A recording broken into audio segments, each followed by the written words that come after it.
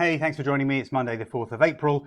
We had the non-farm payroll release out on Friday, slightly weaker than expected, but a strong revision to the previous month kind of neutralized that weakness, slightly weak number. So everything came out in line. Dollar had a little bit of a burst up, then moved back to where it was trading before the number. So the reaction really wasn't very important at all. Average hourly earnings was worthy of note. I think the expectation was 3.5%. Number came in at 3.6%. So basically, all is well with the economy, the US economy at the moment, just chugging along nicely. What can I say? So a relatively quiet day in the financial markets, actually, as we waited for that number, and then the number was pretty much in line. What am I looking at now? Euro yen. So you've got the levels on the trading sheet. You've got the levels in the spreadsheet, as in the reports as well. Eased off a bit last week as expected, hit support level and bounced. Could do the same again this week. I think we're probably establishing a sideways range. I think I talked about that last week. Long upper wicks here telling me that when the market does rally, sellers come in. Of course, we had the big red candle on, when was that, Thursday. So anyway, I think probably sideways action, which means worth buying, trying longs at support levels, and worth trying shorts at resistance levels. Dollar yen, similar situation, of course. Eased off a bit last week as expected, having a bounce back now. Testing my resistance level at around 122.60. We'll see if that holds. So far it is. That would be nice. Euro yen also testing my resistance level, actually. Where was my resistance level? Let me just check my market on that one. Around 135.60 in the euro yen. So we've eased off a bit from there, actually, which is quite nice. Just go back to the euro yen. And there we go. We've just eased off a little bit.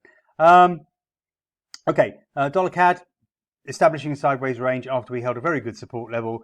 We're also holding good resistance levels. So I've basically kept the same trade ideas for the dollar CAD, but probably more of a scalpers market now after we rode that move or some of that move to the downside. Anyway, euro US dollar overran the 111.5 resistance area a little bit last week, but hopefully not too much. Hopefully not enough for you to be stopped out. Although admittedly I have to tell you. Bearish engulfing candle looks quite negative. This is probably a bear flag. A break below 109.80 is probably a sell signal, therefore, but we could continue to trade sideways, and I still see resistance around that 111.5 area. Gold is easing. I'd expected it to ease. I had resistance around the 1935, 1940 area. Seems to have held as long as we hold below 1950. I see moves to the downside. We've still got that big double top, negative double top pattern, which certainly worries me. It should worry the bulls. There is a risk. I think there's risks to the downside in gold. And I do indeed also think there are risks to the downside in the stock markets. I really can't believe that the stock markets are ignoring the fact that inflation is going through the roof. Interest rates must rise significantly. But so far, they don't seem to be too concerned. Well, I am.